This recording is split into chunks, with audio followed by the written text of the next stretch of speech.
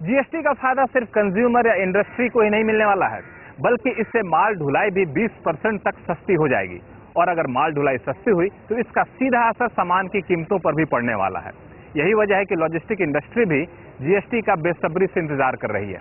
इस उम्मीद में कितना दम है, इसका जायजा लेने निकले हैं हमारे संवाददाता रोहन सिंह और रविंदर अरोड़ा। ट्रांसपोर्ट सेक्टर को जीएसटी बिल का खास तौर पर इंतजार है, लेकिन जीएसटी के आने से ट्रांसपोर्ट सेक्टर में क्या बदलाव होने जा रहे हैं, यही समझने के लिए आज हम एक यात्रा पे चल रहे हैं।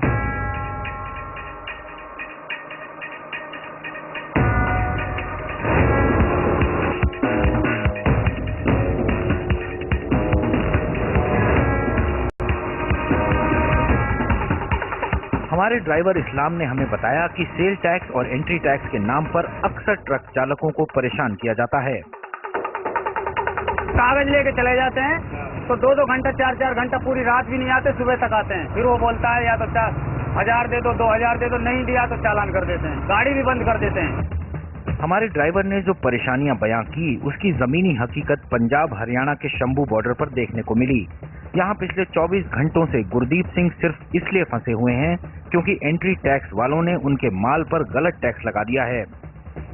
5.5 के हिसाब से भर दिया, वो फार्म निकाल दिया और पार्टी बोल दिया कि 3.3 से लगेगा, और जो 5.5 के हिसाब से वो 17,000 रुपया बनता है इनका, और 3.3 के हिसाब से आप मतलब थोड़ा ज्यादा, आधे से थोड़ा ज्यादा हो गया। देखो तकरीबन 40,000 रुपया टैक्स बनता है और इन्होंने 70 बना दिया।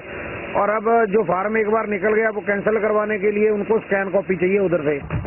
शंभू बॉर्डर पर गुरदीप अकेले ऐसे शख्स नहीं हैं। यहाँ घंटों से ऐसे ट्रकों की लाइन लगी है जो टैक्स चुकाने के लिए रुके हुए हैं। अभी हम सुबह 7 बजे से आए हुए हैं, अभी हमें 2-3 घंटे और लग जाएंगे। जो हाल शंभू बॉर्डर का है वही देश के तमाम राज्यों की सीमाओं का है।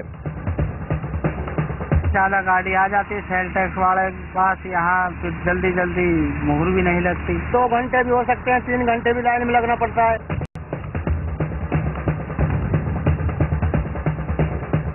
हर राज्य में जाने वाली गाड़ियों पर अलग अलग टैक्स, यानी ज्यादा देरी और ज्यादा नुकसान। जो कि हमारा सर्वे हुआ था, टीसीआई फाउंडेशन ने किया था, वो 87,000 करोड़ का हमें लॉस है, जो कि हमारे इंडस्ट्री के लिए बहुत बड़ा लॉस है। अगर हमें दिल्ली से बेंगलोर तक के लिए ट्रैवल करना है तो हमारी गाड़ियों को, हमारी जो वेस्टेज ऑफ टाइम है, कम से कम 10 से 12 घंटे हमारी गाड़ियां रोड पे रुकती हैं, जिससे कि इकोनॉमी पे भी असर पड़ता है। अब तक हमें कई जगहों पर बैरियर्स का सामना करना पड़ा है। State entry tax, VAT, sales tax, चुंगिया, न जाने कितनी बार हमें रुकना पड़ा है। अगर जीएसटी आ जाता है तो उम्मीद ये की जा रही है कि इतनी सारी जगहों पे रुकना नहीं पड़ेगा लोगों को और बैरियर्स थोड़े कम होंगे। ऐसा अनुमान लगाया जा रहा है कि अभी तक अगर सभी टैक्सेस को मिला दिया जाए तो लगभग 36.5% टैक्स देना पड़ता है एक बार ट्रांसपोर्ट अगर आप एक जगह से दूसरी जगह ले जाना चाहते हैं। जीएसटी के बाद ये परसेंटेज 18 से 21% के बीच हो जाएगा। जीएसटी ट्रांसपोर्ट के लिए सिर्फ आसान टैक्सेशन ही नहीं लाएगा, बल्कि यातायात को तेज भी करेगा। उम्मीद है कि इसके बाद माल ढुलाई 20% तक सस्ती होगी। तो अपनी इस यात्रा में हमने देखा कि टैक्स के जाल में फंसा हुआ है एक आम ट्रांसपोर्टर, और अगर पूरे देश में सिर्फ एक टैक्स लगे यानी सिर्फ जीएसटी लगे तो इससे ट्रांसपोर्ट सेक्टर का काफी भला हो सकता है और इसका आखिरकार फायदा कंज्यूमर को भी होगा, क्योंकि माल ढुलाई की कीमत में अगर कमी आती है तो इससे चीजें भी ज्यादा सस्ती होंगी। शंभू बॉर्डर से रविंदर के साथ रोहन सिंह, दिल्ली। मामला सिर्फ सामान की कीमतों का नहीं है, बल्कि टैक्स जमा करने के मामले में भी जीएसटी जिंदगी आसान करने वाला है।